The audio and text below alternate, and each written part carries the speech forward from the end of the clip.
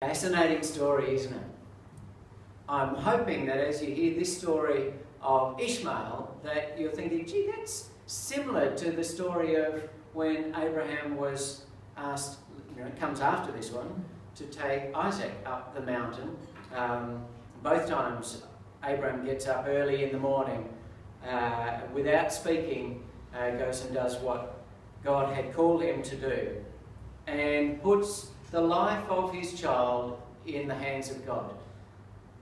You'll note too that Ishmael and Hagar have this promise over them that God is going to make of Ishmael a great nation, and that God's blessing is upon him, just as he is with Isaac. Though you'll note through this passage, repeatedly, Abraham is told that the promise to Isaac is going to be God's people. And while Ishmael is not going to be the father of God's people, he will make him a great nation. More offspring than can be counted. But there's a conflict between Sarah and Hagar. And if you read the chapters leading up to this, you'll note it goes back and forth both ways. Sometimes Sarah instigates it, sometimes Hagar instigates it. And it's very much like family life. When you have rivalry between siblings, when you have families, you have the opportunity for conflict. And these stories that we're following through Genesis, and will be in the weeks to come, pick up the very real struggle of families, and how finding God in the midst of them, working in these families to bring families to good places, to in fact have His way, His purpose in families, and the individual's lives to find that purpose and that will is a bit of a struggle. It doesn't always come really easy.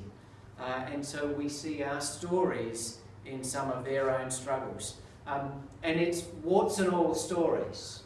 What you need to remember as we're reading through Genesis, so many of the stories we're going to pick up, they really are very honest pictures. Even Abraham, and later on Isaac, they are over and over, they are flawed characters. They're not perfect people.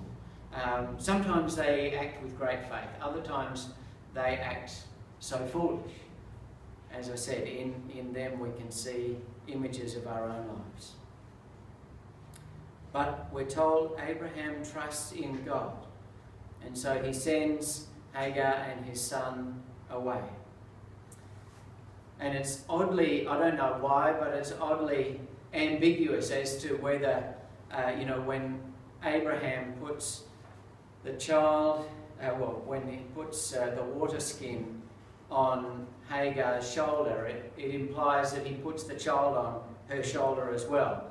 And if you do your math, you'll know that by this stage, Ishmael is 16 years old. And, you can imagine poor Hagar with a water bottle and a 16-year-old on her shoulder. But that's just the stories we have. They're colourful and they're funny. But they're not perfect. We see clearly, though, God's saving acts and His promises of protection, and to bring a future, not just to the chosen one of Isaac and to Sarah, but also on the outcast family. And though, in a sense, it's partly that promise that drives Ishmael and Hagar out into the desert, we see God acting to bless them and to save their lives. Redemption, very clearly. God's deliverance happens out in those God-forsaken places, so we might call them, the ends of the world, for those who are explicitly excluded from the people of God. It's an interesting theological statement, isn't it? To tell a story and for us to retell a story about God who would save and redeem the people who are explicitly not the people of God. Though he's chosen this family, selected them, his blessing and his redemption, his deliverance, is also for those who have been outcast.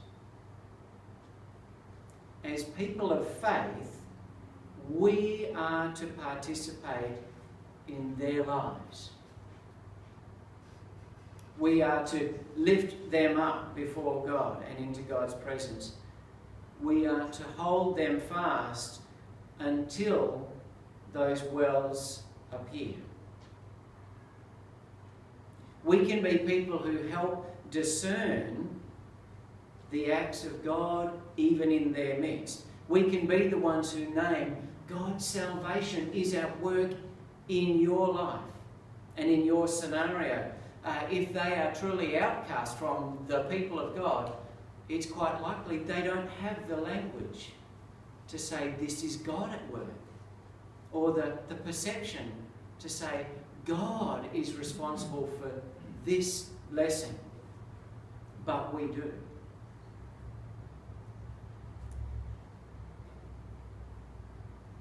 As the people of faith, we can be the ones who stand up and say, our God is the God of all the world, including the outcast.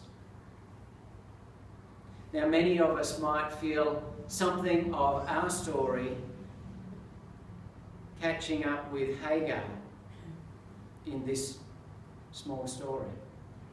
She's many things for many people, and there have been books written about it. She is the rejected woman. She is the faithful maid exploited. She is the black woman used by men, but also then abused by the women of the ruling class. She's the surrogate mother. When Sarah couldn't have a child, she was thrust out, and then somehow she's cast out because of it. Doesn't seem fair. She's a resident alien. She's the other woman, the runaway youth. She's the religious fleeing affliction and persecution. She's the expelled wife or the divorced mother with child. She's that shopping bag lady who carries all her bread and her water for livelihood in a shopping trolley or some plastic bags. She's the homeless woman. How does the community of faith respond to the Hagars of our world? Because they're all around us. Do we respond with judgment, saying, well, it's all your fault. You made those choices. That's why you're on the streets or running away from the consequences of bad decisions? Or do we love? Do we see that God might be at work in redemption and salvation for the outcast who is beyond the people of God?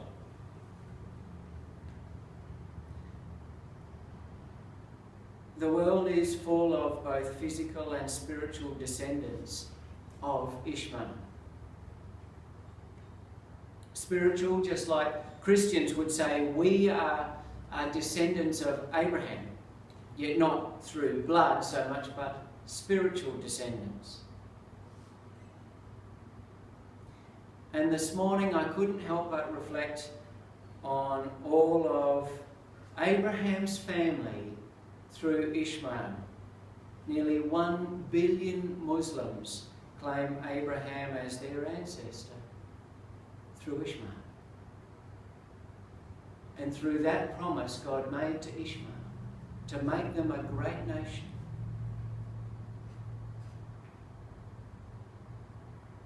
And how do we respond to the Ishmaels of this world? This story reminds us that God is at work out there, working to save and deliver the Hagars and the Ishmaels, to fulfill his promise to them. And we're presented with a choice: to be people of faith or people of fear, to be people of love or people who hate and reject. It's a funny little story we have, Hagar and Ishmael. And it's a funny little story about how God's promise selects one, and sometimes we think it excludes the other, but it's not. God at work in this story is a God of love. God loves all his children.